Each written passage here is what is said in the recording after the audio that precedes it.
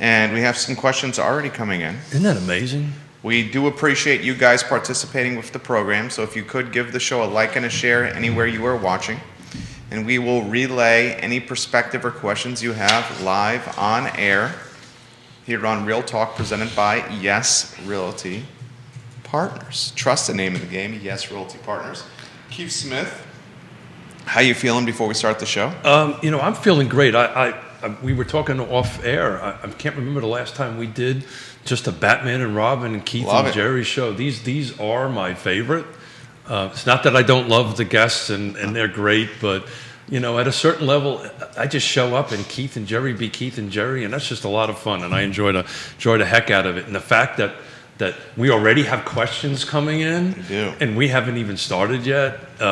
We're just gonna have fun, man. You have a big announcement at the start of the show for Friday's show. We do have a big announcement. That's part of the reason why I think today we're just gonna have fun. It's gonna be a lot of work on Friday. We have 2 rock stars coming in from University of Virginia to talk about the affordable housing initiative. This is going to be pretty awesome stuff. So Keith, in Real Talk, we will make news on Friday here on Real Talk. We will. Presented by Yes Realty Partners. Please mark Friday's show on your calendar. More on that in a matter of moments when we get the cameras rocking and rolling. Thank you, our friends in Richmond watching the program. Hello. Oh, I love and that. And welcome to the show. Participate with questions. Please, as we see the influx of agents up and down the corridor of 64. And we'll get live here on air in about 5 seconds. J-Dubs, we're good when you're ready.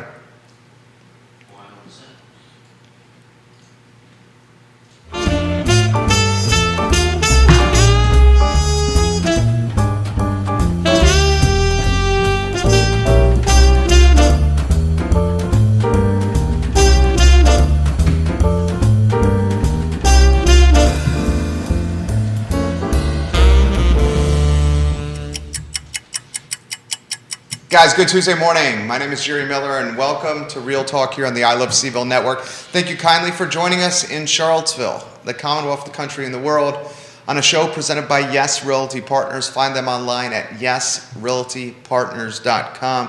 And folks, look at the screen and please patronize and support the businesses and brands that you see on screen, the absolute best in the real estate field. Keller Williams, ISC, a home's best friend. The Wells family has been doing this for generations. Ross Mortgage, Dairy Market, American Pest, Charlottesville Settlement Company, Segura Solar. I mean, just the creme de la creme when it comes to real estate. And we're powered by A little bit of coffee by Shenandoah Joe. Shenandoah Joe and Dave Fafara.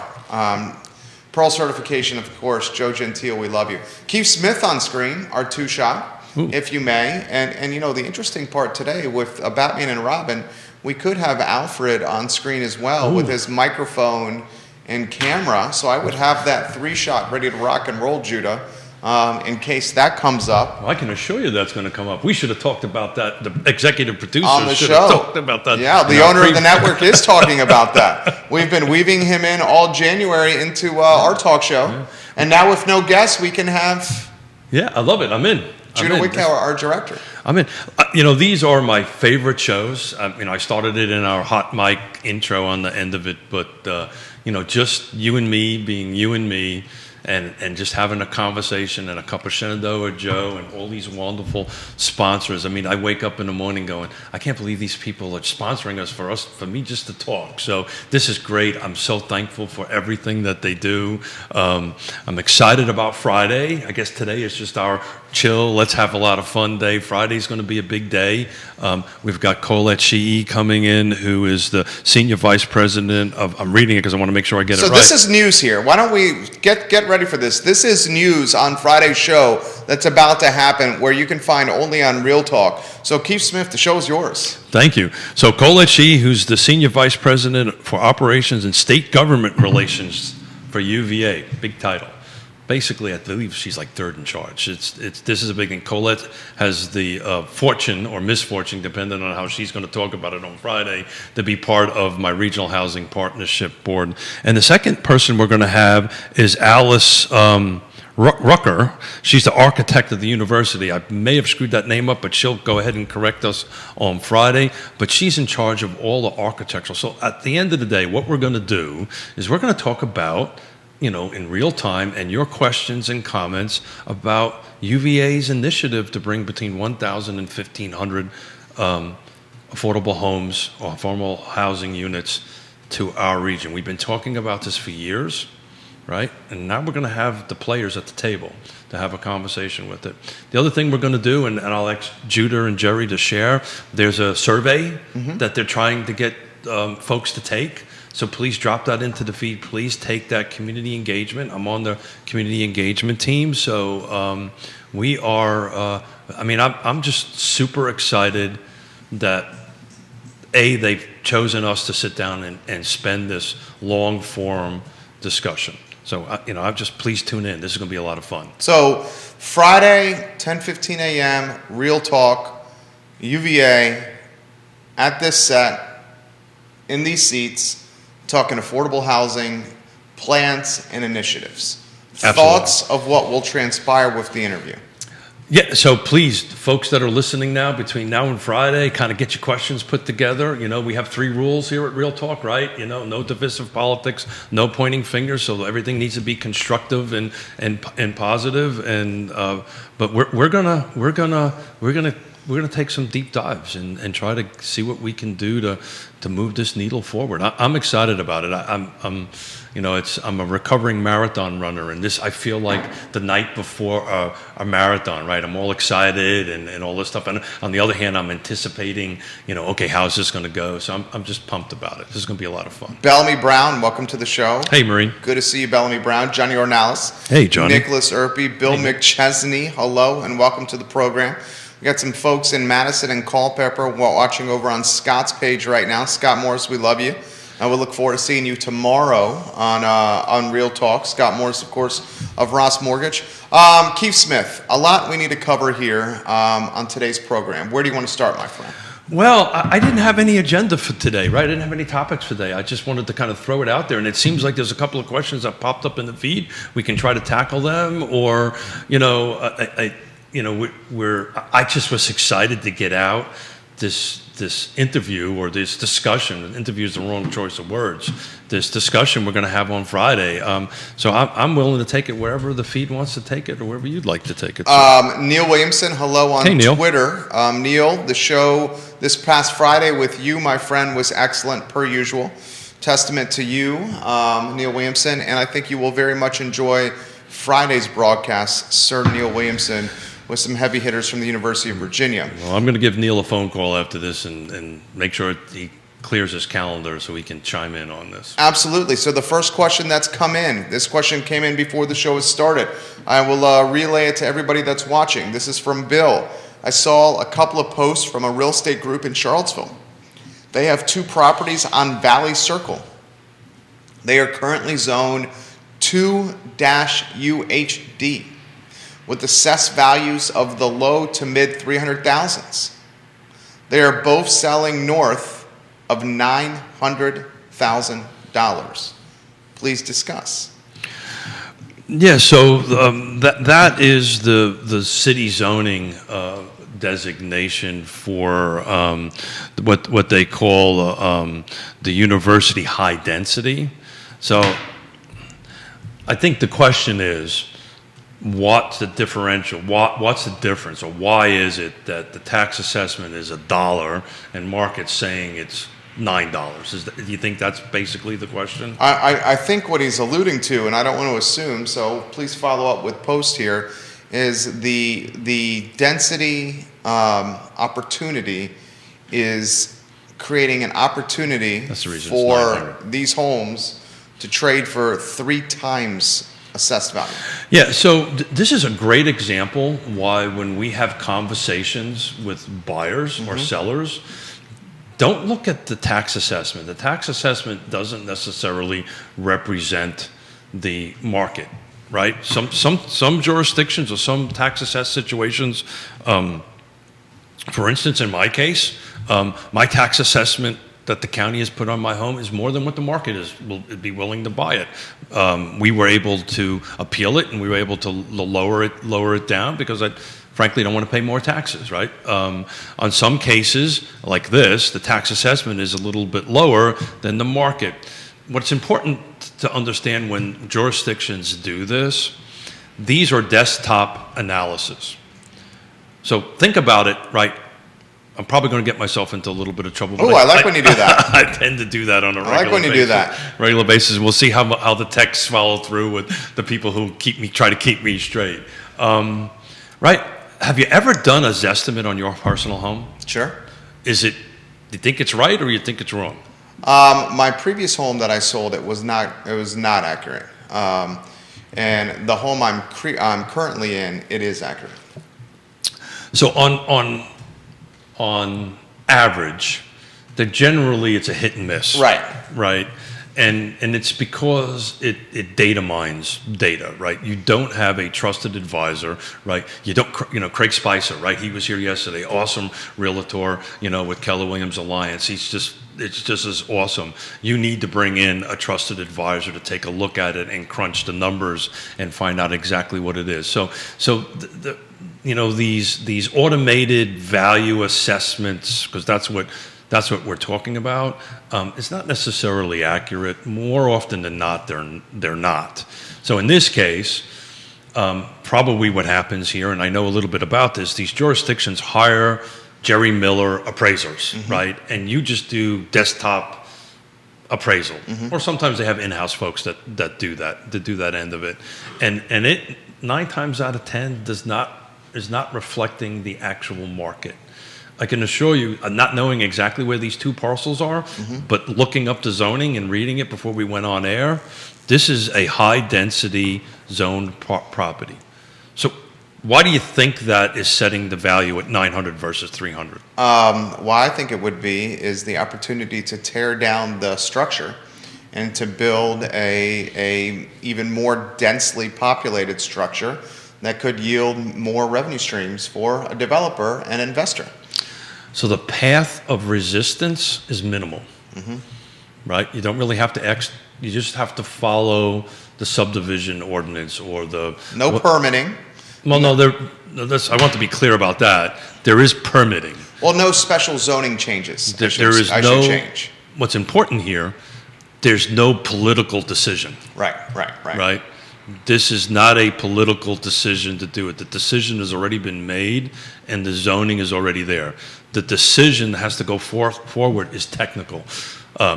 Can you actually? So a lot of these parcels, right, may be zoned for high density, but you can't physically fit anything on it, right? So therefore, is it really worth 900? I don't know this parcel in particular. I will surely look it up after the show. Well, interestingly, the viewer has said it's under contract. Yeah, there you go. So that would indicate that there's opportunity. Yeah. So all the boxes got checked. Yeah. Right. And on that, and so again, not knowing the specifics of the property, not knowing the specifics of it, just for the sake of a talk show, my suspicion is you're right. They acquired it. They're going to demo it. Somebody did a density count and said, okay, we'll buy it for X and we'll develop on it and it'll be worth Y. And they made the business decision to move forward. A good example is friend of the program, friend of Keith and mine, Christopher Bremen. Oh, yeah, sure. Has got some has got some investment property along JPA. He built a series of duplexes. I actually helped him acquire that parcel. So put that in perspective. Well, it was the same thing. This was a parcel that was zoned. Nobody, for whatever reason, took an opportunity to do what the zoning allowed it to do. Christopher asked me, say, "Hey, I'm looking for some property." I said, "Look at this," and we dug up all the paperwork on it, and he decided to do that. On the flip side of that, Jerry, it took him almost 2 years. It took him a while. You got to have the runway. You've got to have the bandwidth, you have to have the runway, and you have to have the patience. Yeah, he also has some market advantages in that he's a builder, Well, anybody who's going to tackle that is probably going to be in that is game. going to be in that field, right? Yeah. On that end of it. But it took about a year and a half to 2 years to go ahead and actually get it done. And in his case, COVID, in a weird way, kind of helped him, because the goal over there is to acquire, develop, build, and have it ready to move in for the students in August, because it's student housing, Right. is what he's done. But it took another year on top of that to do it. There's cost, right, to that, right? And anyway, so it worked out well. I had a conversation with him not too long ago. He's doing well on that project, and so, you know, but that was an opportunity. So that's an example of I think we talked a little bit about yesterday. We constantly were talking about expanding the 5%, the growth area. That was an example of taking what's existing within the growth area and opening up your R-HUD, university high density zoning, and working within those four corners on that end of it. What maybe we'll get myself more into trouble with this, Jerry, but one of the things about some of these larger projects that are in comp plan areas or in growth areas that don't get rezoned, you're going to start seeing more of this. You're already doing it. You're already going to start seeing more of this quote unquote by right developments. It's not going to help the inventory issue, in my opinion. Right. We've stood by that for a while. We have been, yeah. Questions more coming in. Joseph Gentile watching in New York. Hey, Joe. He's coming in, he'll correct me if I'm wrong, I think February 6th. He's actually going to be in these seats coming down, and every time we sit here, we just have a ton of fun. We love you, Joe Gentile. Something about bringing food with them. I don't know. National Vice President of Sales Strategy, There you Pearl go. certification. What has Joe got to say? He says, hello, gentlemen. Interest rates, the 8th, he says, Keith. The 8th of February. Is it Got the 8th? Okay. It was 8th, 6, 8. I was close. Joe Gentile, we love you, homie. The Did he hello, call us gentlemen? He did call us gentlemen. Wow. I think he was referencing Judah and I. And And then he said to Keith, hey, punk. he calls me brother. Brother. I get called brother. Joe Gentile, I think you're chuckling right now in New York. We love you. This is his comment. Hello, gentlemen. Interest rates have increased to their highest level since March of 2020. Have you seen any change in buyer behavior here in Central Virginia? Thanks for the softball there, Joe. I thought it was going to be a meatball question, but apparently he wants to actually talk real estate. Look, the answer, and I don't wish to be the political, to take the political approach on this. The answer we're going to know to that is probably mid-February, end of February. The way I've answered is the way we've always been answering this at this point here. The buyer pool is that 20-foot deep, Olympic size, 10-meter, whatever it is, high platform thing. The interest rates raising is going to lower that 20 feet to 18 feet or whatever it's going to be. The inventory is the kiddie pool, right? So maybe interest rates ticking up a little bit might make it go from the 1-foot kiddie pole to the 1.5-foot kiddie pole, and the 20-foot pole might go to 8. But when you have 23.5 million millennials they're coming into the market, an extra half a point isn't going to make a difference. We asked Craig this question yesterday. Craig Spicer. We asked Craig this question the last time it was approaching 5 was in 19. It was somewhere between 4.5% and 5%, depending upon the year and the end of it. And we asked him the question, were you slow at that point? I know we weren't slow at this point. Neither was he. Right, I know. But I think from my perspective, and the real estate agents that are watching it, the interest rate will help inventory slightly. And look, in Joe's market, which I know well, the Northeast market, the Long Island, the Connecticut, the New Jersey, it's a different animal than here, right? We're somewhat insulated from this. We've got this influx of, as you talk about all the time, this influx of code and all these different businesses, and plus people just come here. I have to look at it, but I believe we were named number 5 in 2021 in livable cities. I'll pull it up here on the website or Google here in a minute. But Joe, to answer your question, and I think on the 8th we're going to debate this a little bit, he and I don't see interest rates climbing, slowing the market down. What I do see slowing the market down is no inventory. That is going to impact sales way more than interest rates might. Who knows? We'll find out here in about 30 days when we start running numbers on what January's sales and closings were. Nicholas Erpy, on a different Facebook page than the one Joe Gentile's engaging Are they with, talking to each other? says they're talking to each other through the show. Isn't that amazing? And they're not connected on Facebook.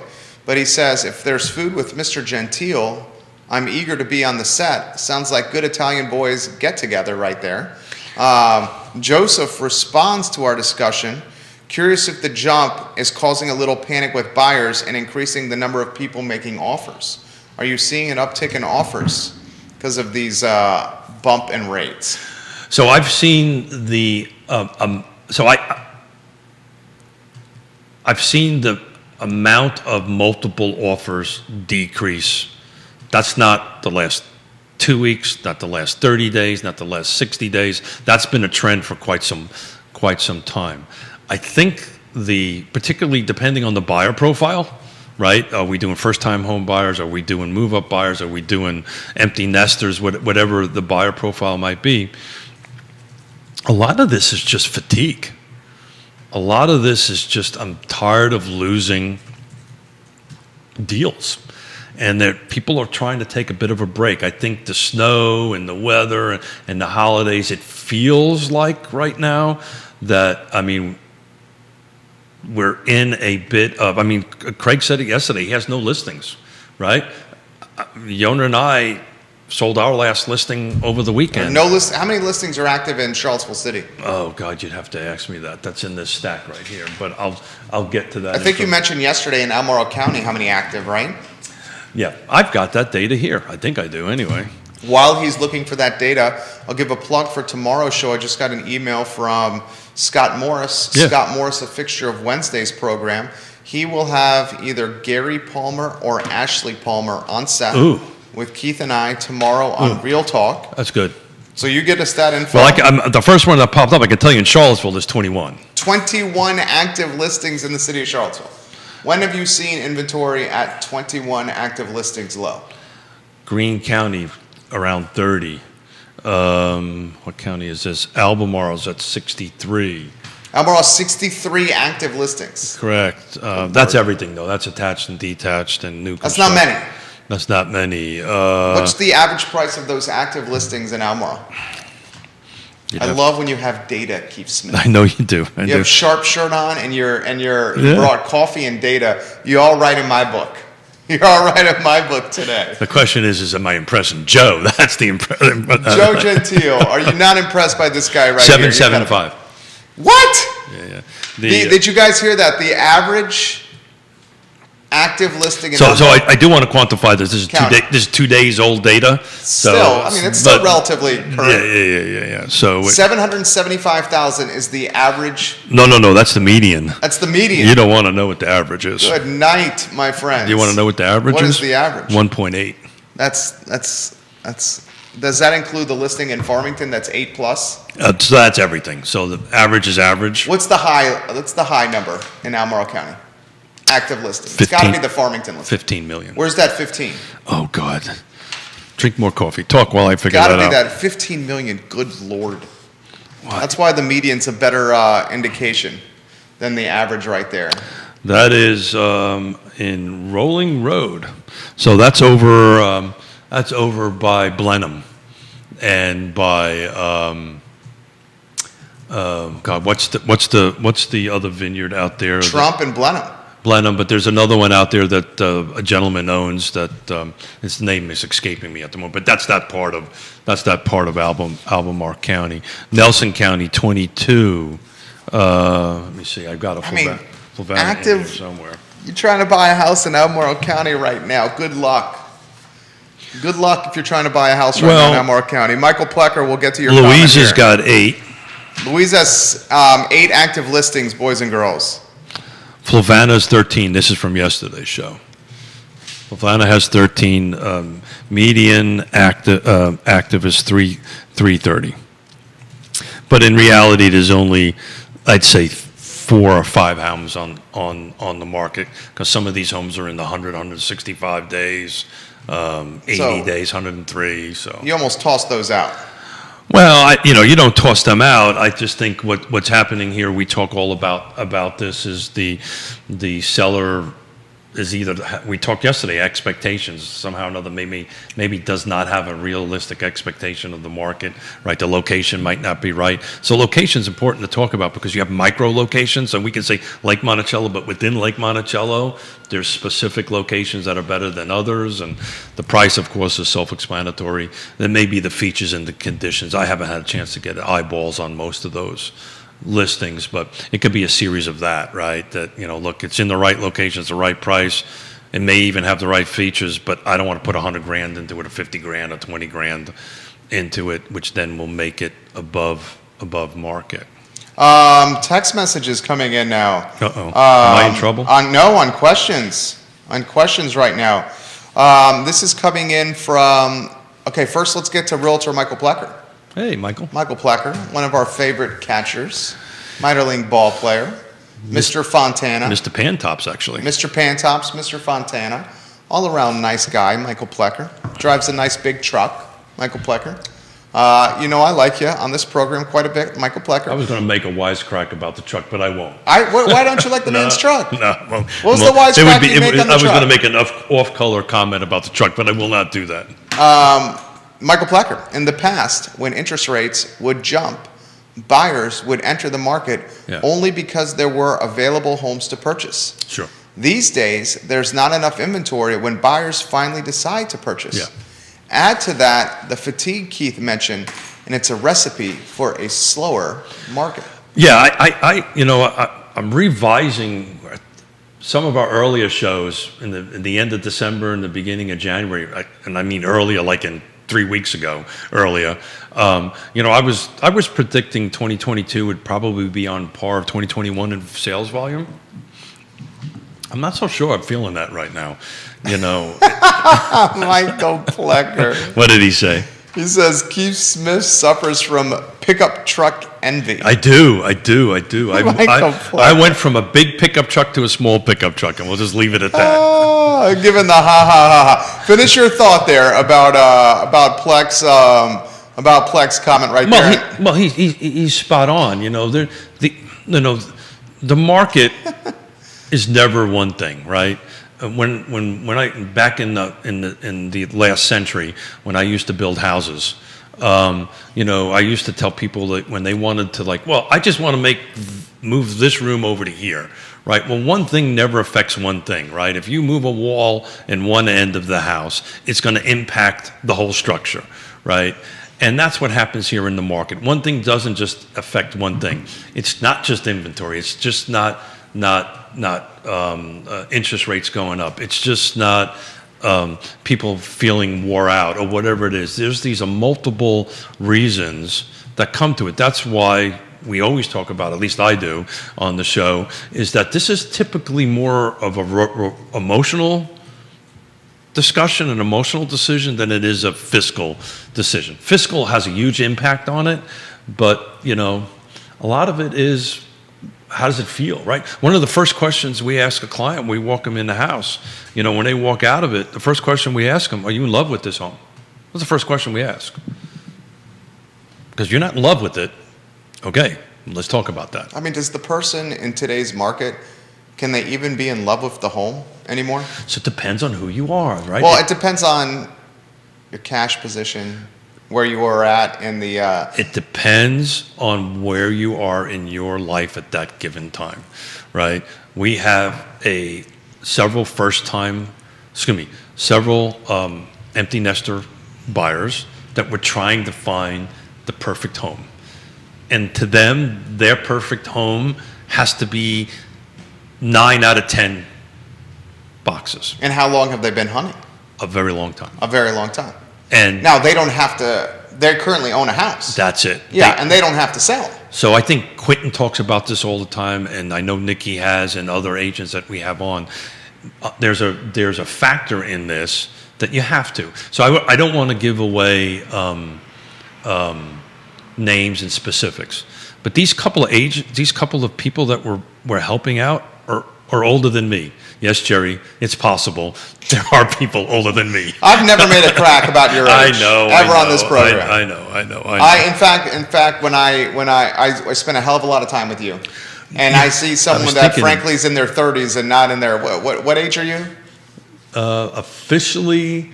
That's one of the reasons we get along so well. Officially, I don't think you've ever said your age before. Officially. That's right. I've never had. This is the first time I will have learned this, and many of our viewers. Let everybody figure this out. I'll see if I can not screw this up. You have to know how old you are. I don't think the man knows how old he is, Judah. Oh, I know how old I am.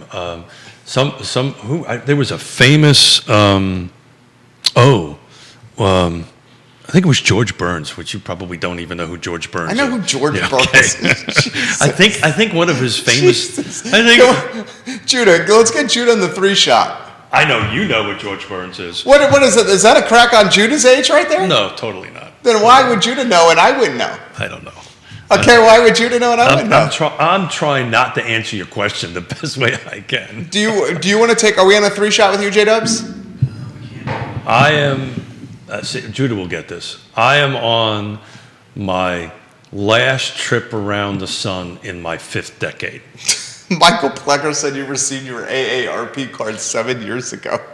Actually, it was before that. Actually, I received my AARP 9 years ago. When do you receive your AARP card? I think at 50. Is that right? I don't know. I have no idea. Do you have a crack? There's Judah Wickower, our director, on screen. Are you on screen, J-Dubs? Yeah. So how old do we think Keith Smith is, J-Dubs? I just gave you the answer. Well, no, let's have a little fun with it. Okay. How old do you think he is, J-Dubs? If I put the over-under on Smith's age at 62. Oh, come on. Would you take the over or under? Gwendolyn Gale Cassidy has got her gas. She's watching in Holland right now. That I am super envious of her. That is one of my favorite countries I've ever visited.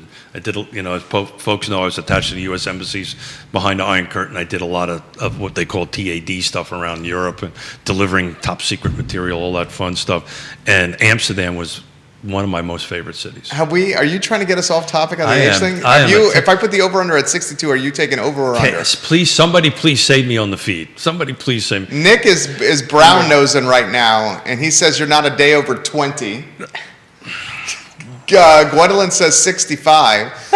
Bill Nick Chesney says, wow, say goodnight, Gracie. Say goodnight, Gracie. Gwendolyn says all people age 50 and older are eligible for a full membership of AARP. There you go. J-Dubs, are you taking the over or under on 62? What are we betting? I'll take the under. I'll take the under as well.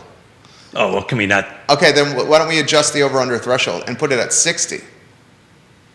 So, are you taking the over or under on 60 or 60 on a push, J-Dubs? So, usually, I can't do it any longer, but usually I'm dyslexic. So I read numbers backwards. I really do. I read numbers backwards. Everything I read is backwards. Most people who know me go, now that makes sense. Okay, tell her, I still take the under on 60. Okay. Are you taking a 60 as a push, J-Dubs? I'd take the under. So Joe Gentile, how you doing, man? What is the age? How's things Tell going? everybody your age. I told you my age. I'm on my last trip around the sun in my 5th decade. Why do you say last trip around the sun? That's a year, isn't it? So I'm in my last... One trip around the sun is a year. One trip. I'm in my last trip around the sun in my 5th decade. So you're basically 59. You're basically saying that every year is the last year until the next. He's 59 is what he's saying. I'm 59. 59. McChency said 59 too. He said it. Thank you. 59. Well, he 59 figured out what the last trip in the 5th... I didn't want to spill the beans. I knew what you were identifying. So the question is... For the sake of a talk show, we had a little fun with it. The question is, the interesting thing is there's a short period of time that I'm not married to an older woman. And I'm in that short period of time every year. And it was interesting when we were celebrating my 59th birthday, I did some math. My wife and I have spent 62% of our total lives together. That's amazing. Isn't that cool? That's beautiful. 62% of our trips around the sun have been spent together. Did you recently do that math? I did that math. We did that math literally while we were Walking Forrest? where we were. Forrest wasn't with us, but, Okay. but where we were sitting down at Forrest is their dog. at dinner, having this conversation. Joe Gentile says you're a day older than dirt. I love you too, brother. Oh, God. You know, I'm just, I love hey, this Joe, show. I'm just taking notes for the 8th. I stand up at night thinking about ways to bust Joe's chops. Joe, right now, are you at your house, Joe, or are you on the road? Hold it, time out, Joe. Joe right now is chuckling. He's Joe? doing the chuckling. I love Joe Gentile. Joe, how come so you're not out much. working? Get to work, Joe. Mary Martin? Uh-huh. Just an old Marine you are. Oh, so Mary Martin is married to a Marine, and not only is Mary Martin married to a Marine, Mary Martin is married to a Marine that was on the same duty I was on. A few years before me, I think, or after, I can't remember what. But yeah, there's a couple of us out there. This is coming in from Florida via text message to Are me. they saying I have to move to Florida No, now this is because a I'm family. 59? Joe's in his home office in New York. We have Gwendolyn who's watching in Holland right now. And we have a family in Florida outside Disney World watching us on the show. Your family member? No, not a family member, but a fan of our shows. And she says this, please bring up the list of HOA neighborhoods you compiled over the weekend on the show and how they could influence decision-making in Charlottesville City. Did you see that list I put together? I did. I'm going to ask you for a little bit of help. Sure. It didn't retain it. I read it, but didn't quite stick. Dude, I was shocked. And this is the power of crowdsourcing, of how many HOA neighborhoods are in the city of Charlottesville. So I'll rattle off some, and then I had agents and HOA managers jump in and offer more. Cool. Okay, so Huntley is one. Willoughby, the front part of Willoughby, the back part of Willoughby is Albemarle County. So Huntley is off Stribling Avenue, the JPA Fry Springs area. Willoughby is down 5th Street, front part of Willoughby, city of Charlottesville. Cherry Hill and Village Place in the Fifield Cherry Avenue area. Lachlan Hill, Yep. you know that one. I know that one. You helped broker a deal Yeah. in sure. Lachlan Hill. Sunrise Park. I've helped broker a deal in every single one of them so far. Sunrise Park. Yep. Brookwood, which is on the same side of the road as Willoughby. 5th and Harris has a small HOA there. Longwood Drive, a small HOA. Melbourne Park and Paynes Mill as a small HOA. And now we have agents responding with fervor So, for detached homes. Burnett Commons, yeah. which is right off Ridge Street. Yeah, right off of Ridge Street, right off of Cherry. Right off of Cherry. And, On the other side of Cherry. Correct. Not on the Fifield side of Cherry. So that's on the Elliott side. On the Elliott side. Side of Cherry, yeah. Yeah, that's correct. Burnett Commons, Belmont Point, Riel Alto, Morse Creek, Brookwood. For townhomes and attached homes, Druid Hill, Ridgecrest, Belmont Village, Riverview. And the agent that's offering that perspective is Mary Catherine King Oh, of sure. Long and Foster, Oh, yeah. formerly an HOA manager. So that's a lot. Well, Mary's a rock star. I hope she's watching right now. You should. Should I hopefully- tag her? Please tag her. All right, I'm gonna tag her right she's, now. She's a rock star. Every time I sit down and have a conversation with her, I learn a little bit more. So what's the question baked in here? Is the question baked in here from the way I heard it anyway? Is missing middle really going to have an impact if so much of the city is HOA? Is that the question? I mean, we're that's asking? pretty much the question. That's the question. Yeah, because that's a hell of a lot. And identify why that's important. Well, two parts to that. There's actually three parts to that. The first part to that is it was more of a question. I would love to know percentage of the actual 10 square miles of land is in the HOA, right? That's a great question. Yeah, so City of Charlottesville's 10.2 square miles. correct. And he's asking, of those 10.2 square miles, how many are HOA'd 10.2 square miles. And somebody's would have to do a ton of research on this because Does anyone know that? you got to factor out roads, you got to factor out commercial, you got to factor out governmental parcels and buildings Parking. and parking. Yeah, parking. That's another Pandora's box. Yeah, great. You did it to me yesterday. You going to do it to me again? What time is it? Oh, gotta go. I don't know. Between you and Joe, I'm in the hot seat. I'm squirming here a little bit, I'm not so sure. Michael Plecker didn't quite make an off-color reference there. But in any event, so why this conversation is important and how to tie it, in my opinion, to this missing middle.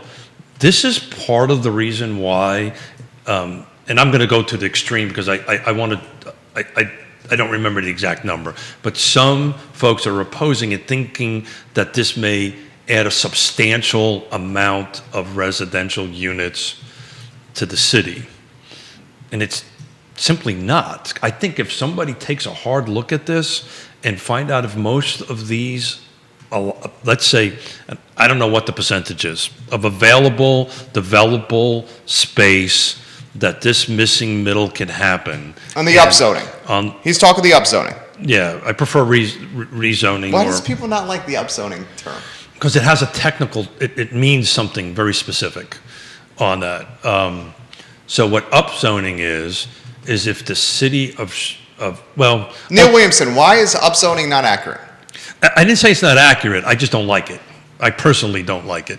What upzoning means is that if I'm a jurisdiction, I am now saying your property is commercial, right? Not residential. I've just upzoned you, right? And then you're now paying commercial taxes and all that kind of great stuff. What the missing, and this is what we discussed with Neil, right? And he's watching. He just sent a picture of the car that you would be driving if you're older than dirt. So Neil Williamson is responding. Is that like a Flintstones thing? Neil Williamson is responding on Twitter to Joseph Gentile's comment on Facebook. I love this show. Is there anybody who wants to talk to me? No, we do. You come on, people love you. I know. I'm only teasing. This is, as I said earlier, this is why I like our Tuesday Batman and Robin shows, because we're just us and we just have fun.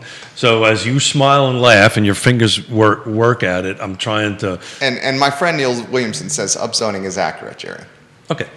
I disagree with him, but that's okay. Well, explain. He's watching. So you guys often have respectful disagreements that are great fodder for a show. Yeah, why do you disagree with the upzoning? Okay.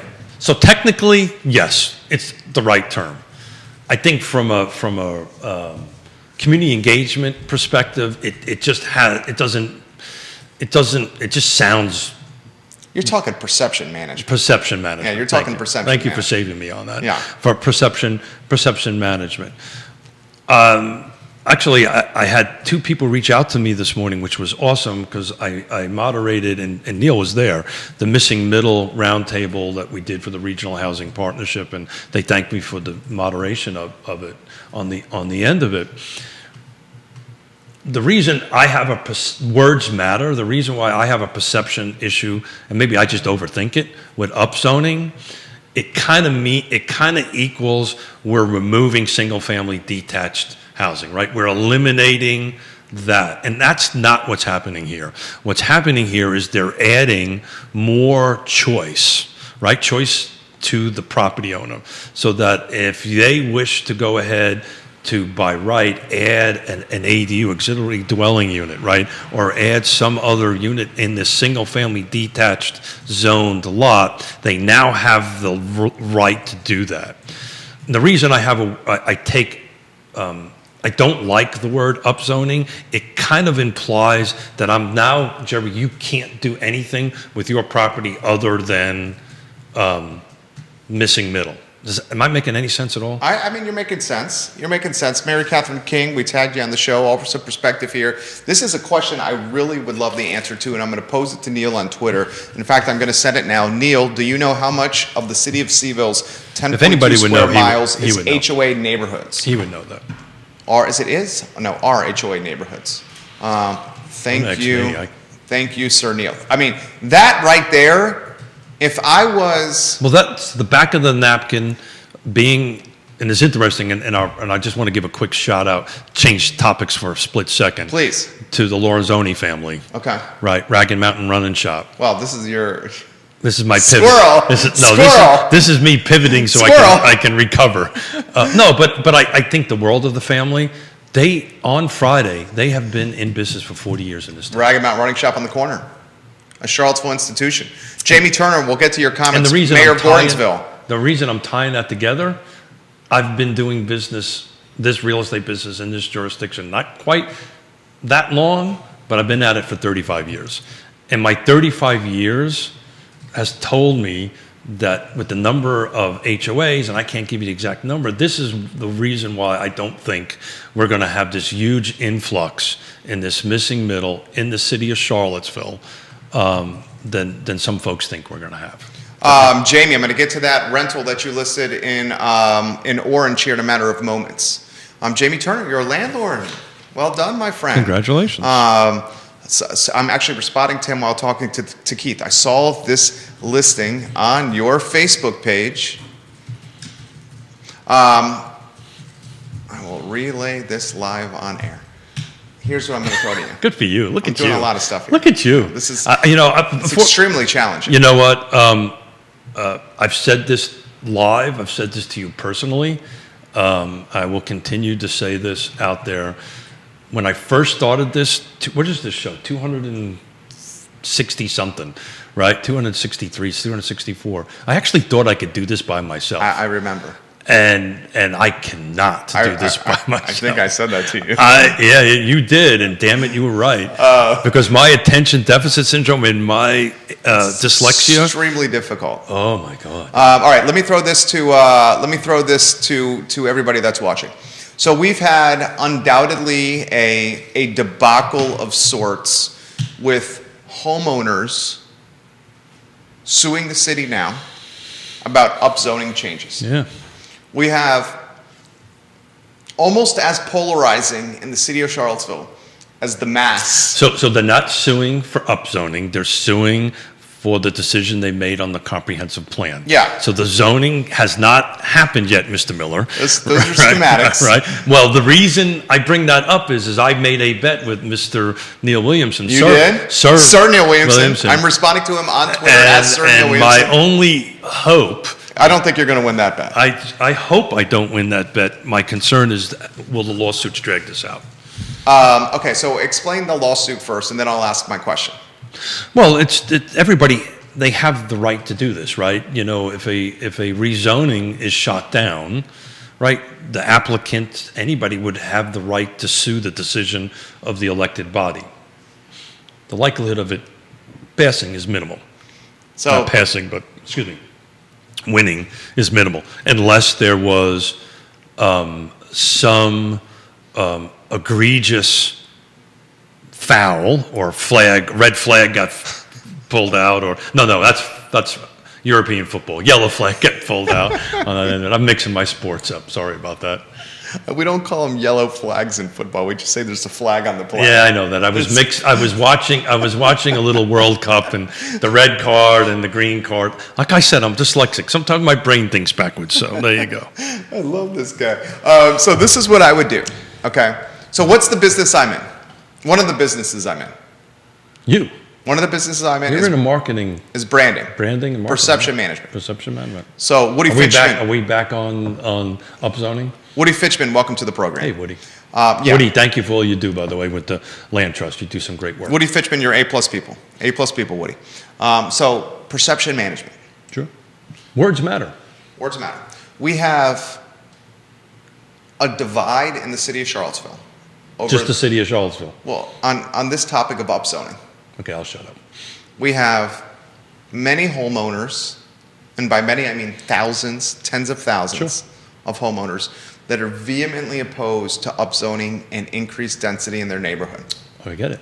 Mm-hmm. We have tens of thousands of people on the other side of the fence that are passionate about upzoning and demanding it because they believe additional supply will drive down price points, creating affordability. Isn't that a beautiful thing? One way to appease half these people, it's almost like a 50-50 divide here, is for the city of Charlottesville, planners, council, city hall, and leadership, to identify this in a very succinct nutshell. We have so many darn neighborhoods in this city that are HOA. If somebody would do the math, it would come pretty clear pretty quickly. So many HOA neighborhoods. We put the list together. Thank you, Mary Catherine King, for helping with this. Thank you, DB, who's an HOA manager. I'm not going to use your names, but I'll use your initials. We have so many HOA neighborhoods in the city of Charlottesville that if you realize that the bylaws of an HOA supersede upzoning changes. Let's make sure that gets out there to the folks that may not understand the route we're going down.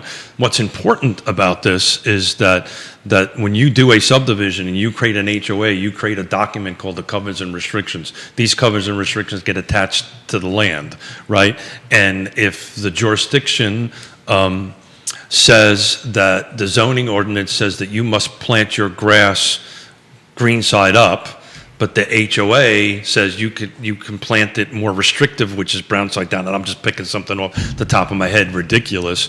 But the more restrictive supersedes the less restrictive. Yeah, Does that make sense? Absolutely. Yeah. Okay. So this is what I would do for the tens of thousands of Charlottesville homeowners and residents that are vehemently opposed to this. A council, city hall, brand management, perception management.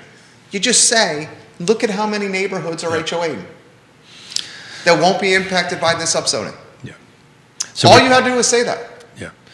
Well, you don't have to just say that. You have to provide the accurate data to do that. And somebody will contradict the data, right? But the math is the math. The math is the math. The math is the math. Yeah. And you're 100% right. So why hasn't the city done this? Why hasn't the You know why? Well, we have rules on Real Talk. we have rules on we Real have Talk. rules on Real Talk. What are the 3 rules on Real that's Talk? Okay, I'm not sure why the city hasn't done it, Keith Smith. We have Jeez, rules on Real Talk. why do you think we have rules on I'm not Real sure why, Keith Smith. Why we have rules on Real Talk? No, we have rules on Real Talk, and I respect you so much. I honor those rules. Yeah, well. We have rules on Real Talk. So I will say I'm not sure why the city hasn't done this, Keith Smith. Geez, how about them Mets? How about them Mets? It's funny. Alice, who's coming on Friday, is from Queens, which I did not know until I did my pre-interview, and she apparently watched our show yesterday, and she goes, I'm a Mets fan too, and we kind of grew up the same time, and in the city in the same time, and if you were in Queens and Brooklyn, you hated the Yankees worse than you hated the Red Sox, right? Because the Mets were the working class kind of team back in the 60s. It's like my wife's family's from Long Island. Islanders fans. Oh, I'm an Islanders fan. Not Rangers fans. Yeah, Islanders, the working class fans. A true fact, I never stepped foot in Manhattan until after I was married. Really? You just never did it. If you lived in Brooklyn or Queens, unless you were working there or whatever, you never went to Manhattan. I never did it. There was never a reason to go to Manhattan. Right? There was never a reason not to go 4 blocks to pick up bread. Everything you needed was within walking distance, or a bus ride, or a subway ride, or something. But I never went into Manhattan until later in life. Do we want to talk about the HOA topic anymore? Because people are asking about it. Yes, I'm good on it, because this HOA topic is not mutually exclusive to Charlottesville. Right. Right. So that's a good topic right there. So this man right there is being an excellent broadcaster. Where are you going to go with that one? I know where you're going to go with it, but you should go with it. I don't know, but is Bellamy Brown still watching? Bellamy Brown still watching? Did you see that knife hand by Mr. Miller there? He was doing that. No, you got to get you got to get your thumbs back. Anybody who's spent any time in the United States Marine Corps understand what a knife hand. Can you explain why it's not mutually exclusive to Charlottesville? Because there are HOAs in every jurisdiction. Right, and HOAs... And the speculation is... I'll let you do that speculation. The speculation is that if the city moves forward with this upzoning, then the County of Albemarle jurisdiction may follow. Yeah, so the missing middle topic is on the table for Albemarle County, right? It's on the table. It's on the table for discussions, right? It is what it's going to look like and how it's going to get going. I mean, I think the initial start was comprehensive plan for Crozet. Thank you, Smith. I can get that out. Has did, but eventually this missing middle conversation is gonna percolate up in through the remaining jurisdictions. Where I was going with that was the recent project that was rejected in Fluvanna County, and we talked about this on last Friday's show. This is right outside Lake Monticello. Yeah, it's over by the Food Lion. I put a lot of thought into this one too, but go ahead. It's historically, I've been there since '87. It's historically that. You know, Fluvanna County, like the Pope, knows holy water. Or I prefer to say red wine, but that's okay, holy water. Yeah. Well, I know the whole. This is why I gave a shout out to Mark and Ragged Mountain Running Shop. When I was thinking about it this morning, how long they've been here, I was like, well, shucks.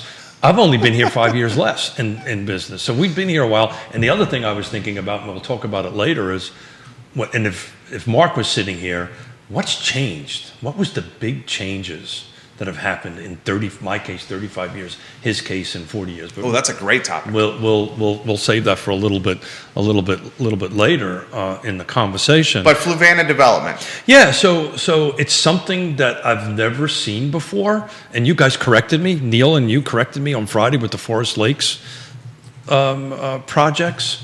That this particular homeowner association took a very vocal and public opposition to something that was outside their four corners of their property, which I've never seen happen before, at least in Fluvanna County. And like you said, I know it like the back of my hand on that end of it, which was very interesting on that end of it and why they took that position. So HOAs and there's a topic to ourselves, and we might bring some lawyers that specialize in that and maybe some other folks in to talk about it. And I've said this on the show and to anybody, there's a reason why in a real estate contract you have X number of days, 3 days or whatever it is, to go ahead and review that, because at some levels, because of this conversation we're having, they're more restrictive than local governments. They actually have more certain authority than local governments have, to include foreclosure. Well, you should talk about that. Yeah, a lot of people don't know this. Yeah, if look, the likelihood of this happening is minimal, but it's on the books on certain jurisdictions that if you don't pay your dues or something like that, they can foreclose on your home. There's a process that has to go through and so forth and so on. But if you own your home outright and you don't pay your dues and you say screw it, they have the right to do that. Neil Williamson on Twitter has shared a memo from City Hall, and the memo from City Hall is explaining the HOA relationship to zoning ordinances. And what does it say? If you want, in fact, I can take this memo. All right, so that memo is on my Twitter account, Jerry Miller Now, if you want to see it. I will also paste this link into the comment section of the Facebook page. So my question for on Neil my is, personal Facebook page. does he disagree with the train of conversation we're having? Neil, this memo I undoubtedly am going to read. Here's the problem with this memo is I can't host this show and read a 3-page memo on 12.5. Could you send me a nutshell synopsis tweet, Neil, about this? And I will undoubtedly read it. I've linked the memo in the comment section of my Facebook page. Hey! There you go. Firefighters. Charlottesville's bravest. Charlottesville's are the bravest the firefighters, yeah, bravest and the finest is police. Police, bravest is fire department. I learned something. Yep. I learned something. So comments are coming in about this topic. And the ones you really loved was the sanitation guys. An example is Stonehenge. Stonehenge, you know Stonehenge, right? So what Jerry's saying, folks, in this little monologue he just did, is Smith needs to pick up the game and fill up some dead air. No. I think you're doing a fantastic job. Here's an example from one of the viewers. Example in Stonehenge: no yard signs. Sure. No real estate signs. Sure. The real estate signs have to be in your window and not in your yard. That's Did you know that, exactly Junior? right. Yeah, sure. Sir, I did not know that, but I have Are you on a seen- 3-shot? Can we I get have seen- 3-shot? Handsome Judah here? Handsome Judah. I have seen yard signs in yards. In Stonehenge. Yeah. So that brings up a question. That's an HOA violation. You'd probably have to have a neighbor who's a D-bag. Rat you out. It's in a deep bag. Whose idea was to bring him in? Yeah. Hey, here I go. Be careful what you wish for. You might just get it.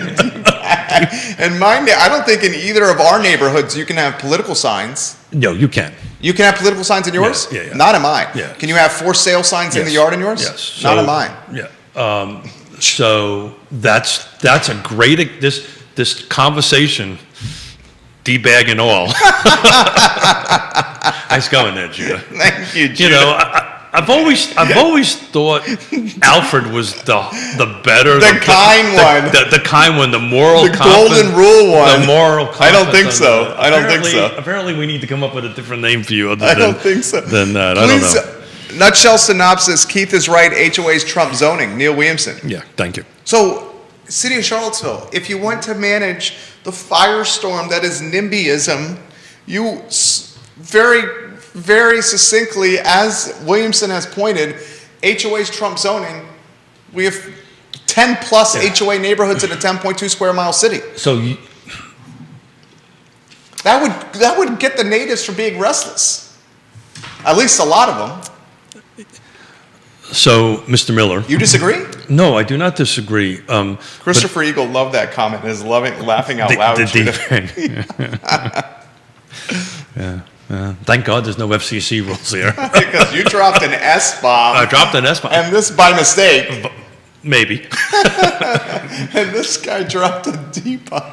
All right, go. Finish your thought over there. Yeah, thank you, Mr. Miller. Yes, I appreciate that. So, your train of thought is not flawed, right? Your train of thought makes sense, but there's one particular factor that you're missing, Oh, right?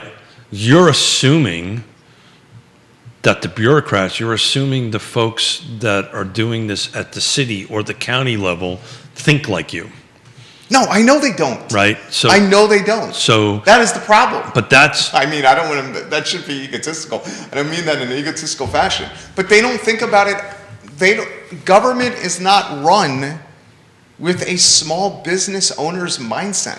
well, it's more than that. You know, it's the way they're educated, they're trained, and it's the field they're in. And this is the reason why, you know, I'm going to bring it back up again. We did this missing middle discussion, and Neil was kind enough to be on it, and we had elected officials, but it had people from the 4 different pillars on it. We had the government, we had the nonprofits, we had the private sector, developers, builders, bankers, and plus we had the people who we serve. That's to go back to what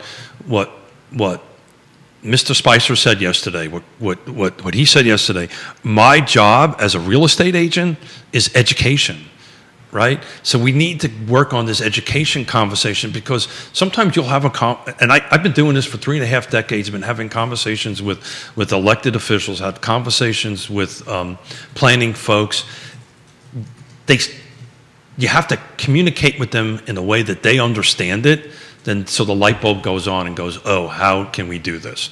So the question also becomes is, okay, this is a great idea. How much do you think that's going to cost, Jerry, and who's going to do it, and how we're going to get that information out?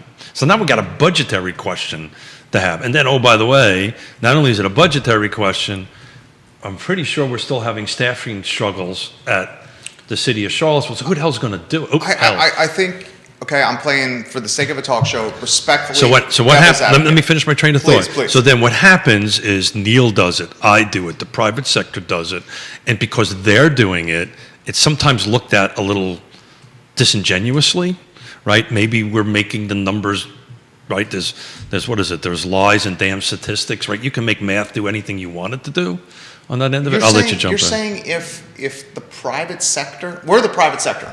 Yeah. You and I are in the private sector. I've had these conversations. Sometimes this is the reason why over 3.5. This is and I don't mean to. What I'm about ready to say is not this. Not patting myself on the back. I'm not doing anything, right? But it's just factual. The reason why we have 2 UVA people coming in on Friday. You know why the reason they're coming in?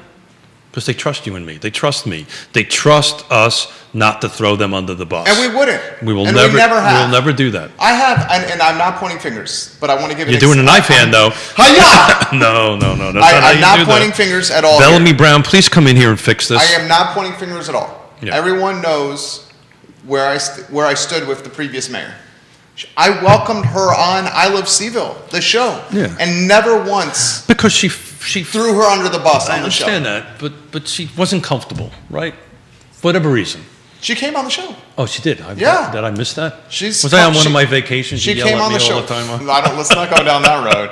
Jamie Turner, I promise man we'll yells get to at me your, every your time I go townhouse away. for rent in Orange and the price point, which is I'm very pleased that you are you are hosting a bidding war at that price point. That price point shocks the HE double hockey sticks out of me. So which one we're talking about now? So JT, mayor of Gordonsville, one of Woodbury Forest's finest, Sure. and just an all-around nice guy. And He and hired an awesome town manager. Matt's an awesome town manager. Lawson. I think that's his last name. Matt, that's a Scottsville town manager. Yeah, what are we talking about? I'm talking about Jamie Turner. And go. Oh, got it. Yeah, Sorry. yeah. Okay. Jamie Turner is not the town manager of Scottsville. Yeah, I know that. Okay. Jamie Yeah. Turner is just an all-around A-plus guy. Got it. Viewer of the show, bought a beautiful house with I'll his, just pay attention to my with his taxes. beautiful better half in Culpeper. I mean, the house is gorgeous. Yeah. It's a gorgeous home, JT. Props and congratulations. He has a townhome in Orange County. He is renting his townhome. Now a landlord. Props, JT. I can say the address, right, JT, because you put it on Facebook, so this is public information. 313 Harper Drive in Orange. I know where that is. 313 Harper Drive in Orange County, Virginia. 2 bedrooms, 2 bathrooms, 1,988 square feet. I'll give you those specs again. Orange County, Virginia. 2 bedrooms, 2 bathrooms, 1,998 square feet, townhome. How many Where? in Orange County? Got it. Not pet friendly. Got it. Available February 1st. What do you think he's asking for rent a month? Orange County, Orange County. 2-bedroom. I think it's north of 1,500. Excellent work. Yeah. Like, you must be in real estate. I'm in real estate. I can't get people's names right and where they're from, but I'm good at this real estate stuff. $1,600. Yeah, north of A month. 1,500. He said, no pets, by the way. No pets. No pets, yeah. He says on the feed, JT, we love you. He says, I wanted to let you know I listed the rental in Orange. I thought the price was a bit high for the area, but there has been a literal bidding war. Yeah, sure. And he's asking for a credit score of 650 or better. Yep. I'm looking at the listing. It's a damn good credit score right there. Renter is responsible for utilities, security deposit up front, and first month's rent up front. $3,200. Yeah, $1,600 a month, literal bidding war. sure. And we'll ask Suzanne with Ally Property Management. Thanks for comes on. I don't, rentals never really had bidding wars. This is kind of for me anyway, a new phenomenon. I've never really seen this in the marketplace, but it's, look, we got, I'm looking at it right now. Last 7 days in our car footprint, 26 homes. This is for sale. 26 homes came on the market, 86 went off. It's 3.3. There's a ratio of 3 1/3 coming off of it in just 1 week that went on and came off. And to be honest with you, yeah, and I wouldn't be surprised if he can't negotiate a 2-year lease with the. Okay, so there's the follow-up. He's watching right now and interacting with the feed. So this show is live on every social media platform possible. In fact, it is live on 15 Facebook pages and 15 Twitter accounts literally right now, along with YouTube, iTunes, Apple Podcasts, Spotify, and every other one out there. He says, I got that price from another owner that listed theirs a week before ours. Yeah. So, JT, I'm responding. Has he signed the lease yet? Have you signed a lease? And then what else do you want me to ask him? Well, So- actually, he can hear us talk. I don't have to type this. Yeah, he can hear us talk here. Jerry, that sounds like a Smith comment. He can hear us talk. Smith would do that. What else do you want to ask him? No, but I want to make a suggestion to him live on all this stuff. Well, he's thanking us because he's asked questions in previous shows Yeah. about listing and renting this home. Yeah. And he said he's put that practicality in play while doing this. But Think about that. Yeah, I would add an extra step to that, and I'm Okay. going to make a plug for Ally Property Management, and he can DM me on that, and I can connect you with Suzanne, because I'll bet you if you get Suzanne involved in it and let her crunch some of the numbers, I think your math's a little low. Well, I mean, if there's a literal bidding war, I think that's an indication the market is saying that it's priced low. Yeah, so If someone is immediately willing to do something from a financial standpoint, what is that usually an indicator? So of? I'm going to give a plug out to Ally Property Management in this conversation, because they have one of our properties. It's in the city of Charlottesville, which we could keep an eye on and manage it, depending on location and all this stuff. My opinion is I'd reach out to Suzanne and Ally Property Management. I'd have them vet the people. I would have them manage it, add it to the lease amount. You'll clearly get the number. And Yon and I were having a conversation because we're doing our year-end tax stuff. I literally forgot we owned a rental property, because she takes care of everything. And all I do is I get, every month I get money put into my account, and that's the only reason I know it. Well, did you get an upfront payment? Well, no, when The 1-year lease all paid up front? Oh, yes. Yeah, that's a whole different That's thing. amazing. It's ridiculous. It's not even near the university, and it's a grad student that prepaid. The whole year? The whole year. Prepaid for a whole year. Think about that, folks. That's insane. That's insane. Yeah. Well, I'm not so sure she prepaid, but somebody in our family I mean, we're talking like 20 G's, right? Oh, yeah. 20 G's plus, Oh, yeah, more than that, yeah. right? Oh, yeah. And I literally... That shows you how crazy the market is. And just from one buddy to the next, this way you can focus on the great work that you're doing and let Ally Property Management deal with it, and just get the checks in your mail. If they're not paying, they deal with it. If the washing machine breaks, they deal with it. You just don't have to deal with anything. You just get your check. For what it's worth, because we used to own, before the great time of unpleasantness, 14 rental properties, and like an idiot, You manage them. I tried to manage them. Let me rephrase that statement. Like an idiot, I thought I could do it, because I wasn't as old as I am now. I was much younger. Much younger at that point. Well, you also, no, to your credit though, you also had you were a Class A contractor. Well, I still am. Yeah, you are. I still am. So you have skill sets that most don't. Well, I had And, employees. Okay. Right, but I will tell you, in retrospect, I would have never in a million years ever do that again. I would farm it out, let Ally Property Management manage it, and do that, and focus on, because what happened was I spent more time dealing with issues there than with my work and my business and all that stuff. A little shout out to them. They're doing some great work. Ray Cadell has this. He's watching the show. We love you, RC. We love you, Ray Cadell. He says, yard signs used to be the #1 source of sale for a home. Very Now much I so. believe they are number 3 behind the internet in the local MLS. Yeah, without a doubt. Without a doubt. Is the internet broad stroke including social media? I would think it is. Yeah, it's the cell phone I'm holding in my hand, Right. right? It's 97, and I know the stat because it's ingrained in my brain, night bread. 97% of transactions start on this.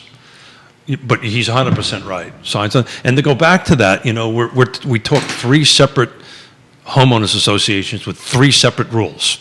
Lake Monticello, you can have You can have political signs. correct, but only for a certain period of time, right? There's a certain, depending on the cycle, the election cycle, which, to quote Neil Williamson, we have every year in this state, but there is a time that you can have them before and a time after. I just can't remember the date. So you'll all of a sudden see signs up on that end of it. As far as real estate signs go, they can't be in Lake Monticello, can't be any bigger than 2 foot by 2 foot, and they have to have for sale on them somewhere. Is one of the requirements on that end. And mine, you can't even have any of them. No. In Judah's, you can only have the for sale sign in the window. And Can you have political signs, J-Dubs? In yours? I've never seen any. You've never seen political signs? Yeah. Old Trail, you can have a real estate sign, but it's their specific real estate sign. It has to look a certain way. You can't put, yes, Realty Partner sign on the front yard. It has to be a very specific sign. It has the very criteria on it. So it's it's great stuff, right? On one hand, it maintains a neighborhood, an integrity of a neighborhood from a value perspective. It's not for everybody. But it's not for everybody. It's not for And this is a really unique conversation about this percentages, because if you look at it in Charlottesville, look at it in Fluvanna County, look at it in Albemarle County, look at it in Greene, how many of that's doing it? But I can tell you, when I sit down and Jerry says, in today's market, I'm looking for 2 acres, 4 acres, a home that has not in an HOA, and oh, by the way, B, no covenants and restrictions. This is an important distinction. You can have covenants and restrictions and not be in an HOA, right? Try to find that in today's market. Well, I mean, where can you find that? Like I said. What are you heading to Esmont? Scottsville? I mean, that's where you're probably heading. Yeah, and be prepared to pay a premium, right? So this conversation of HOA and covers and restrictions is an important one to have, particularly with your trusted advisor when you're going to look out on it. But literally, we have a pool of buyers that do not want to be in it, and we've been looking for some time, and we can't find anything. Kelsey on Facebook, that price point. And Jamie, she's not knocking. We're not knocking the price point. The market is the market is the market. But Kelsey says that price point is sickening. How can you ever afford to buy a home in a market like this? Well, that's a rental. Yeah. And but that rental's an indication. That price point is indication of no inventory on the for sale market. So here's a question for tomorrow's show, and we'll reach if Scott's watching. Gary Palmer on tomorrow, confirmed. Got it. But here's a question for Scott in particular tomorrow. Well, how much did we say that was? 16 and change? $1,600 a month. Yeah. How much house can I buy for $1,600? How much house can I buy? I think you can buy. And then Scott Morris, how much house can you buy for $1,600? I think you could probably buy something. Why don't I do a mortgage calculator? You want me to get the mortgage calculator? No, because you want Scott to do it, because Scott's going to do PITI. He's going to do principal, interest, taxes, and insurance, right? I mean, a $240,000 loan amount on a 30-year fixed at a 4-point interest rate is $1,141 a month. That's just P&I. Yeah. Right. It's just principals and interest. That's not including all the other jazz. So I think this is a great way to kick off tomorrow's show is, $1,600 PITI, right, on that end of it. Technically, even though it's not part of the mortgage payment, somewhere in the personal calculations, you got to figure out your utilities. But in this particular, and Jamie, we're not trying to toss you under the bus here, brother. No, he says, and Jamie's a realistic guy. I mean, Jamie's a businessman and engaged, right, Jamie? Family on the horizon, right, JT? Congratulations. I put in the feed that this townhome's going to pay for his kid's college. Congratulations. He says, no, I get it. I was the same way when I thought about the price. But Kelsey is saying. Well, I mean, Kelsey is saying it because she's probably looking to purchase a home and she can't. But we're going to bring it back into Neil's point, and what we've been talking about is unless there is more, right? Unless we increase, it's just simple supply and demand. And you and I had a text exchange about this last night. In retrospect this morning, I regretted using the F word in that text message, so I want to apologize on that. I get a little fired up, as you do from time to time, and certainly real estate fires me up, and certainly local government fires me up. And I understand the rules of real talk. But I will say this. You did it when I was in the middle of chairing a meeting, and I'm like, oh, really, Jerry? I didn't know. I will say this. If we don't open up the 5% and expand the 5%, this is going to be an issue constantly. Got it. Okay. That's a passionate topic. Got it. Do you agree? Yes and no. Maybe yes, maybe no, yes. Look, how do you eat it? My wife is a lover of elephants. She's watching right now. So this is an expression. That's all this is. How do you eat an elephant? I have no idea how you eat an elephant. Judah, how do you eat an elephant? You know this saying. How do you eat an elephant? Oh, it sounds familiar. You start with the tail. One bite at a time. Yeah. Right. Well, here's another, and I wrote this down. This one stuck. Literally in the middle of a freaking board meeting. I'm sorry. This one. When elephants fight, it is the grass that suffers. Oh, totally. and everybody around them, by the way. Yeah, that's an African proverb, meaning that the weak get hurt in conflicts between the powerful. So anything that you eat, tofu, steak, whatever you're going to eat, you eat it one bite at a time. You do not eat the whole thing at once. So I understand what you're saying. I logically do not disagree that growing the growth area is a good thing. It's ultimately going to be needed. But first, let's try to grow the growth area, right? Let's try To maximize efficiency of the 5%. That's Diantha McKeel's Well, stance. my suspicion is that's most of the stances of all the elected officials in Albemarle County, Board of I Supervisors. mean, that also is, It's also an easy answer. yeah. Yeah. Okay, that's you said it. That's Yeah. what I was going to say. Yeah, I know that. That's an easy answer. But it's low-hanging fruit, right? Now that's the cops. Charleston's finest. That's fine. That's the Yeah. finest, yeah. So, but you eat something one bite at a time, right? And so I get this from a bigger picture. We need to start looking at this thing. But low-hanging fruit in the ground, in the foxhole, right? Let's develop what's in the developed area. Let's get projects approved. Let's go through that.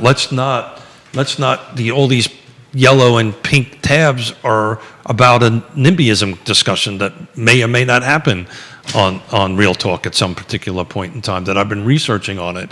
But let's take what we can do and do that, right? That's not happening. That's not happening in Fluvanna County.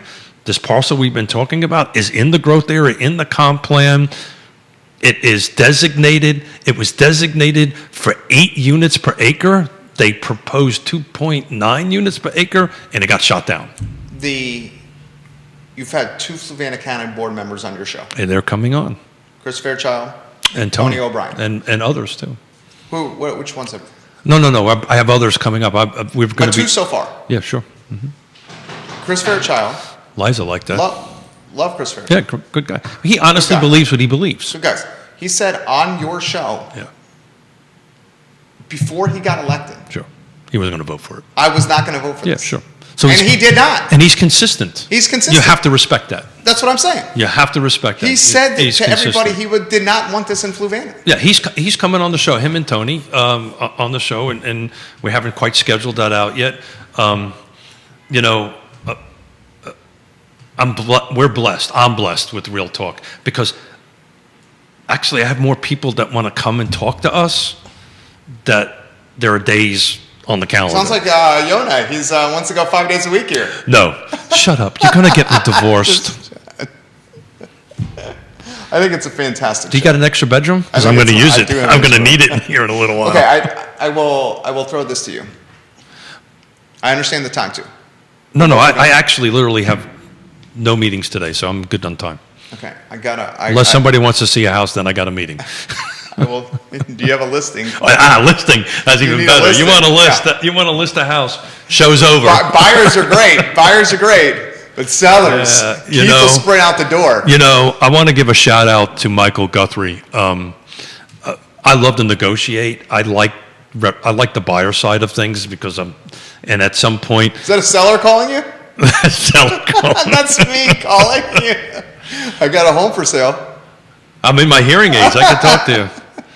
You're a sick man, you know that? But hey, look, you know what? At one point, he said it's all about listings, and I didn't pay attention to him, and he was right. It's all about listings, our business. Bill, when I lived in Stonehenge, dues were $65 per month. I know now, 35 years later, that it's over double that. Yeah. It's an interesting People thing. are offering their basement to you, and they'll give you a senior discount. Well, Mrs. Smith is going to kick You me can out of use the house. AARP card. Yeah, I'll get a senior. I get some sort of discount. Look,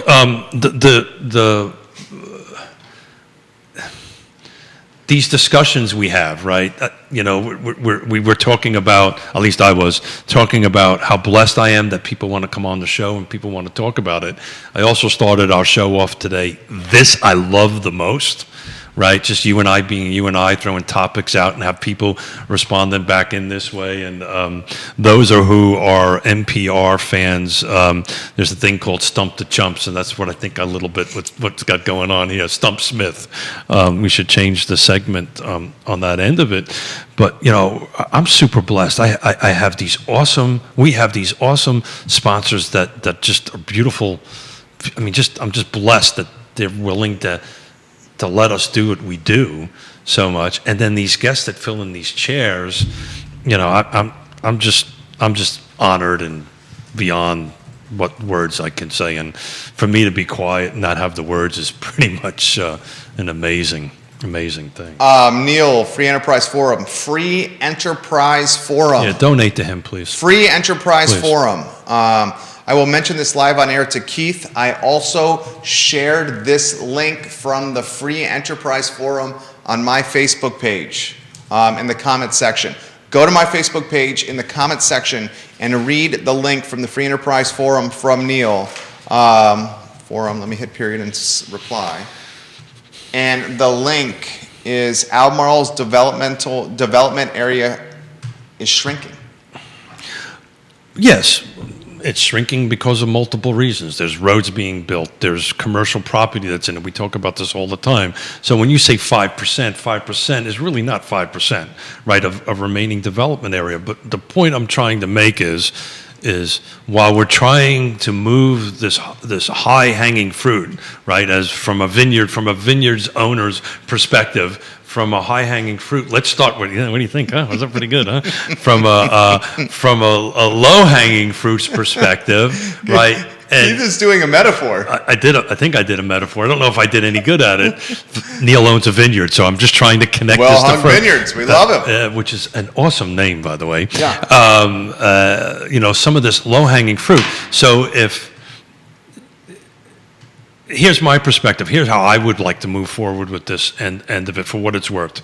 On the left hand, we all know we need more inventory. Everybody agrees with that. So how are we going to fix that problem? Okay, on the right hand, let's say, okay, we have at the moment all the elected officials. Let me get through this, okay? Please. Have all the elected I officials. know where you're going with this. I know, and he's looking at his watch. No, I know where you're going with this. Or you're getting texts. No, I am getting texts on my watch. We both have iWatches on. Yeah. So, no, that's it. I lost it. Come on, no, you didn't. Yeah, okay. So if the elected officials are saying, "Hey, we want to, we're preferred to see the development area develop more," then hold them. Then let's say, "Okay, great. All right. So here's the projects. Here's is going through on this stuff. Assuming it checks all the boxes." Right, and assuming everything is good to go, then let's approve them. Let's get this low-hanging fruit done. And while on the high-hanging fruit, let's start looking at what does it look like to grow the growth area. Now, I will tell you, some jurisdictions, it's probably going to happen here in Fluvanna County. They're going to look to reduce the growth areas there. Don't be surprised to see that coming down the thing, that they're actually going to try to some individuals will actually try to reduce the growth area. And what's the consequences to that, Jerry? I mean, I know what the consequences are to that. Prices are going to increase even more. You're basically creating a gate around a county and limiting who can live there, who can come in and who can not come in. So the consequences, the real world consequences of this project in Fluvanna County, and we'll debate this with Chris because we'll be on two different sides of it, and I love him dearly. He's a close friend. Knew him for Should I tag him? You can tag him if you want. Chris Fairchild, he like listens you, he listens to the shows afterwards. He'll hear this, you know. I mean, how cool was it on Monday? Commonwealth's attorney Hingley listening and text messaging us during the show, and now is coming on the show on Wednesday, tomorrow. Yeah, I mean, when social media is used for the good, it is freaking awesome. Whoever said that is a very smart person. was Judah. It was Liza. Liza. So Tag Chris. I needed to look up my notes from Friday's meeting on the phone just to make sure I got this math right. So the project, the comp plan says 4 to 8 units is the maximum, and they requested 2.9. It got rejected. If you do the math on that end of it, on the by right scenario, those It's the Fluvanna project. It's the Fluvanna project. Those 250 whatever number of units were actually equates to 700 acres in their by right cluster development. So Fluvanna County has a cluster development ordinance baked within its by right A1, right? So what basically to make, not to get folks too bored on it, but there's a process to go through it. You have 100 acres. You have to go through the checklist. You create a yield plan, which generates the density. So this project will turn into about 60 or 70 homes. They will be in the $300,000 to $500,000 price range. And what will happen, and Chris knows this because I shared this with him, what will happen is the property across the street will get connected to it, the property next to that will get connected to it, and eventually, instead of having concentrated development where the comp plan says they want it, it is going to spread into the rural area, which is, people are not going to be happy about that. Well, yeah, and we talked about this with Neil. The opportunity cost of that is infrastructure, wear and tear, roads, Yeah, it just grows. environmental wear and tear, cars on roads driving longer, and to cut to the chase, the cannibalization of land that otherwise could have had housing. If that project was more densely developed, as it was Stanley, right? No, Southern Development, actually. It was okay. It was Southern, yeah. As Southern, if it was more densely developed as Frank and Charlie wanted, then you would have had rural land saved for potentially more houses. Well, that's when Tony and I'm sure they'll debate this live for us, come in here, that was Tony's position on it, right? We created this comp plan on purpose with a lot of thought and a lot of growth areas on this stuff. This will daisy chain out. This will daisy chain out. And you know why it'll daisy chain out? This more so than any other parcel in Fluvanna County. You know why? Tell me. It's got the water and sewer. Yeah. So you can't do a cluster development in Fluvanna County unless, well, you could, but you need central water and sewer to make that work. And that's where I'm referring to daisy chaining out. Oh boy, you're laughing. Neil, does Dave Fafara offer Mr. Smith a senior discount? Most people do, Neil. So here's the question. Johnny said that's one way to get the Smiths in the city. Have them Keith move into the basement of one of the viewers. Thank you, Johnny, very much so. The question back for Neil, to do a little zing since he's not sitting here, I was literally today, I was intending to go ahead and do my yearly subscription, right? That I normally Now do. you're saying you're not? No. Where's my senior discount? Oh, does the Free Enterprise Forum offer a senior discount? Did they offer a senior discount? That's a good question, Neil Williamson. So Does the Free Enterprise Forum offer a senior discount? I literally this morning filled it out. Didn't quite get a chance to hit send, so it's stacked up. What are you asking for? What should the senior discount be? 10%, 15%? Here's the deal. I think what he'll end up doing is charging the Smith upcharge. He'll raise the price and then give you the discount to the normal price point. Oh, no. It'll be above normal price point. Just because he has to deal with me on a regular basis, he's going to add a little since he dropped this, a little bullshit factor in. Jeez, 2 S-bombs over here. All right, we gotta close. Oh my God. Look at that. It's the first time I looked at the clock. 11:50. It's a great show today. Batman and Robin and Alfred. I could do this all day with you. Batman and Alfred. Well, there's a fifth one you could. No, shut up. Okay. Batman is Keith Smith. I have to sell homes. I have to list homes. I have to sell homes. I have to make money. If you have listings, call Keith Smith. Please. Look, I'm making a plea here. We need listings. Sell your home. So I can sit here and talk to you and keep on doing this. Seriously. This is in Vanessa Parkell, Earlysville. Hello. This is serious. I sincerely mean this. I have literally seen firsthand with folks that Yona and Keith have represented. In fact, a couple has come on this show. Yep. Of how sincere and focused and high character and work ethic and driven Keith and Yona are when representing their clients. There's no better team than Yes Realty Partners Well, to list your home. Thank you. No better team. YesRealtyPartners.com. So those who are listening to the show post the show, do yourself a favor, go on the Facebook or the YouTube version of it, watch it, or portions of it. All the trusted folks in our I mean, field it's the whole supply chain. is running across the board. Please support them. They're wonderful folks. Well said. Well said. Judah, good job. Keith, per usual, great job. Well, ditto, back at you. I love these shows where literally we've got nothing to talk about, and And it it's goes just- fire. Then we end up I talking mean- for I mean, an hour and 35 minutes, and 36 minutes. if I keep on talking, I might be a little bit longer. I have to work now. We have to do ours. You got to work. Yeah, we have to work. But man, can you just?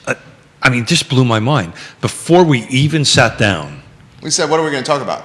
that An hour and 36 minutes later. and we got questions before we sat down. Yeah, it was awesome. We love you guys. Viewers and listeners, we love your participation.